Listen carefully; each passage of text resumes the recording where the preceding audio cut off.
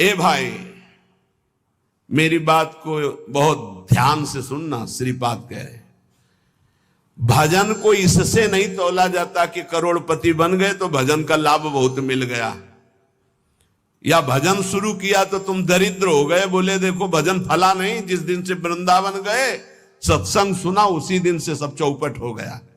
दोनों बातें समझना।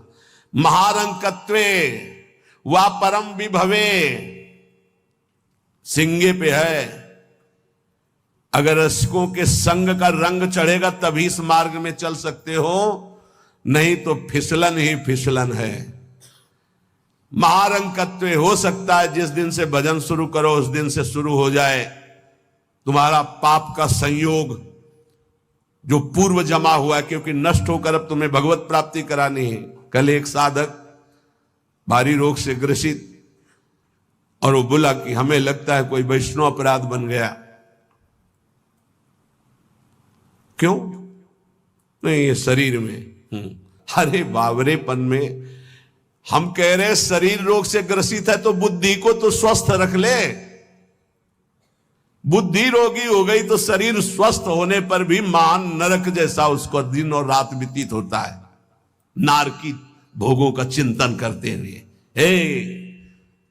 कोई अपराध तब बनता है जब अहंकार होता है, ध्यान रखना। और तुम जो सब शरणागत हो, रोज ऐसा मंजना लगता है कि तुम्हारे अहंकार चढ़ पाएगा। रोज बर्तन मांजा जाए तो चाहे जितना गंदा हो एक दिन चमकने लगता है। ये सत्संग भाग भर मत जाना, पक्का समझना। जितने बैठे हो अनुभव कर लेना, जहां कमजोरी है यही लगेगा सिर्फ मेरे लिए बोला जा रहा है। और सत्य मानना, ये सत्संग है, ये सार्वजनिक भगवदानंद के लिए किसी व्यक्ति का लक्ष्य करके नहीं, सार्वजनिक सार्वभौम सत्संग होता है।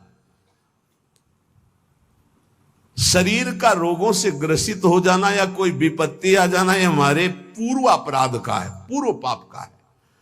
वर्तमान में यदि वैष्णव अपराध होगा तो शारीरिक दंड नहीं मानसिक दंड होगा। क्या? आपका भजन रोक दिया जाएगा।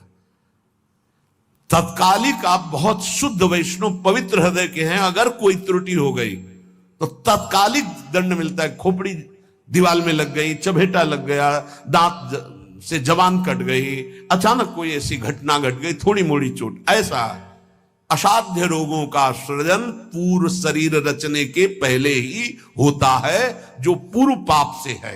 आज हम भजन कर रहे हैं लेकिन पूर्व पाप रचित इसमें जो सृजन किया गया रोग वो पहले का है, आज से थोड़ी उत्पन्न हुआ है। तो साधक को बहुत विवेकवान रहना चाहिए, नहीं तो अब हमारा शरीर अस्वस्थ और बुद्धि अस्वस्थ। यही मूर्खता नहीं। शरीर स्वस्थ और बुद्धि स्वस्थ है तो हम परमानंद में मगन ठिंगे पे रखा है।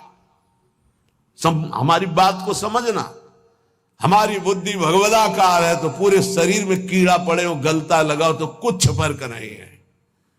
और बुद्धि विषयाकार है तो चाहे एसी में बैठे हो जलोगे, देखा है। इन समस्याओं का समाधान करने के लिए ही अध्यात्म है, रुपया नहीं है, पद नहीं है। समस्त समस्याओं का समाधान अध्यात्म से होता है, विवेक से होता है। ध्यान दीजिए, परमार्थ पे चल रहे हो तो महारंकत्वे वा परम विभवे, हमारे कदम नहीं रुकेंगे। चाहे हमें ऐसी परिस्थिति दे दी जाए कि भोजन के लिए भी तरसने लगे, और चाहे परम विभवे, ऐसा होता है। ये ना सोचे दोनों बातें होती हैं। एक है चक्रवर्ती सम्राट अम्बरीश जी महाभागवत, और दूसरे चीदर चिदरानी जी महाभागवत, जिनके यहां आती थी पीपाजी सीता सहचरी आते तो अंदर जाकर अपनी पत्नी से कहते कि आज तो बहुत बड़ा अनर्थ हो जाएगा। उनका क्यों भगवान? बोले बहुत बड़े संत अतिथि आए और आज हमारे पास कुछ नहीं है। जरा विचार करना, उनके घर में दरवाजे और खिड़की भी नहीं रह गई थी। क्यों? संत आते तो खिड़की बेचे आए, 4 मुट्ठी चावल उबाल कर उनको पवा दिए, दरवाजा बेचे। मिट्टी का पात्र था जिसमें रसोई अमनिया करते थे, कुछ नहीं रह गया था जो बेचा जा सके। एक वस्त्र शरीर में था चिदरानी जी के। उन्होंने कहा भगवान अतिथि भूखा नहीं जाएगा। पढ़ के देख लो भक्तमाल जी में श्री नाभा जी ने चरित्र लिखा, जो दिव्य दृष्टि संपन्न महापुरुष। कहा कैसे? बोले वस्त्र है ना कुछ तो बिक ही जाएगा, तो अतिथि को कुछ ना कुछ 4 मुट्ठी चना ही मिल जाएगा, अतिथि तो भूखा नहीं जाएगा, संत तो भूखे नहीं जाएंगे। और महाभागवत जिनके दर्शन करने द्वारिकाधीश के दिव्य दर्शन करके सीता सहचरी और पीपा जी आ रहे हैं, उनके दर्शन करने। स्थिति क्या है? खाने पीने की तो बात जाने दो, पहनने के लिए भी सीधे वस्त्र नहीं, एक ही वस्त्र था चिदरानी जी के, उतार के दे दिया,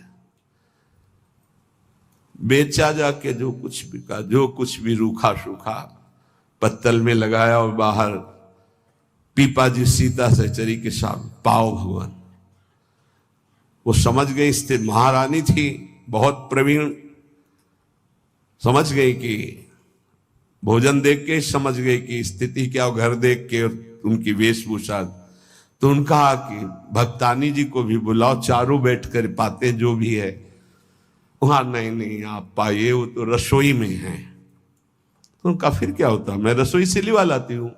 अब उनको अगर पीपा जी कहते तो शायद श्रीधर जी कहते कि आप रुक जाओ, लेकिन सीता सहचरी जी तो सीधे रसोई में गई तो दिगंबर बैठी थी, समझ गए देखते। अंदर घर का हाल देखकर उनको आंसू आ गए, क्योंकि महारानी रह चुकी है, वो स्वयं तो परम वैराग्य से रहती थी, टाट लगा के। महारानी होते हुए भी टाट लगा करके भगवान की भक्ति में सीता सहचरी जी बहुत ही ज्ञान संपन्न देवी। देखते ही उनको समझ में आ गया कि वो अकिंचनता की हद है इनके घर में, खाने के लिए दाना नहीं, कहीं कुछ नहीं।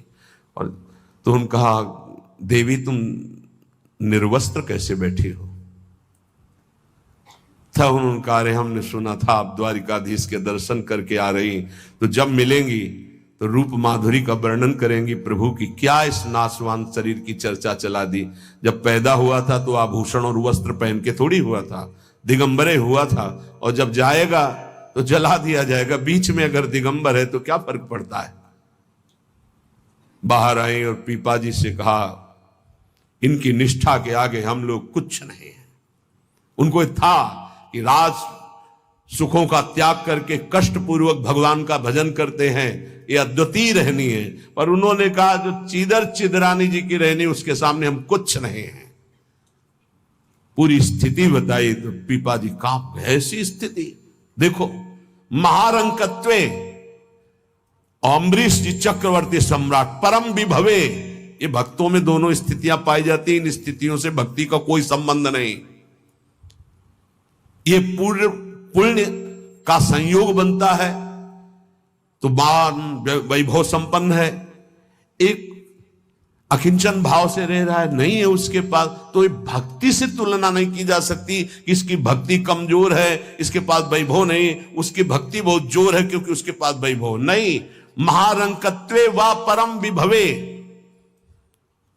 भक्ति से इसकी तुलना ना की जाए कि उनकी भक्ति जोर की है, खूब सुख संपन्न है, और उनकी भक्ति रंग नहीं ला रही। देखो खाने पीने की भी व्यवस्था नहीं, भक्ति का रंग अलग होता है। देखो चिदरानी जी और देखो अम्बरीश जी, दोनों महाभागवत, एक चक्रवर्ती सम्राट और एक खाने को भी नहीं, दोनों महाभागवत।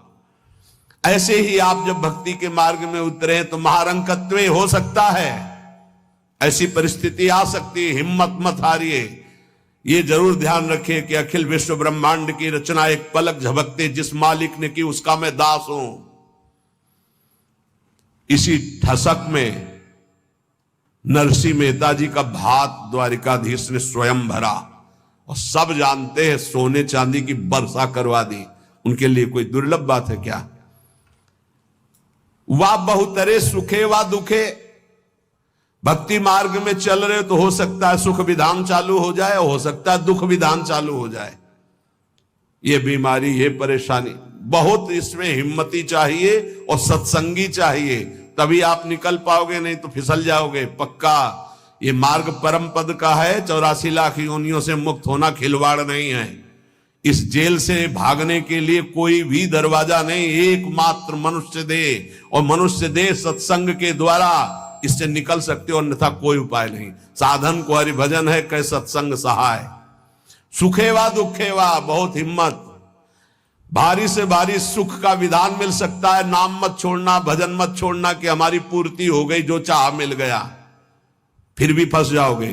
और दुखेवा, अरे जब से भजन शुरू किया बड़ा दुख आना शुरू हो गया। नहीं, ये मार्ग की सुख दुख वृत्तियां, इनमें अपने परमार्थ को मत रोक देना, आगे बढ़ो। एक आगे ऐसा स्थान है जो सुख दुख दोनों से परे महान परमानंद स्वरूप है। ये छोटी छोटी वाटिकाएं हैं, कहीं सुख की कहीं दुख की, भ्रमित मत होना। यशस्वी बहुले था अपयशस्वी, हो सकता है तुम्हारा भजन ठीक चल रहा है, यश शुरू हो गया, और या हो सकता है अपयश शुरू हो गया, दोनों बातें, निंदा होने लगी। तो यश होने लगे तो उसमें खुशी नहीं मनानी, और अपयश होने लगे तो दुखी नहीं होना। वैसे अच्छी बात यह है कि अपयश होने लगे तब खुशी होना चाहिए। बड़ी कृपा हरि की, अब कोई प्रणाम करने नहीं आएगा। रात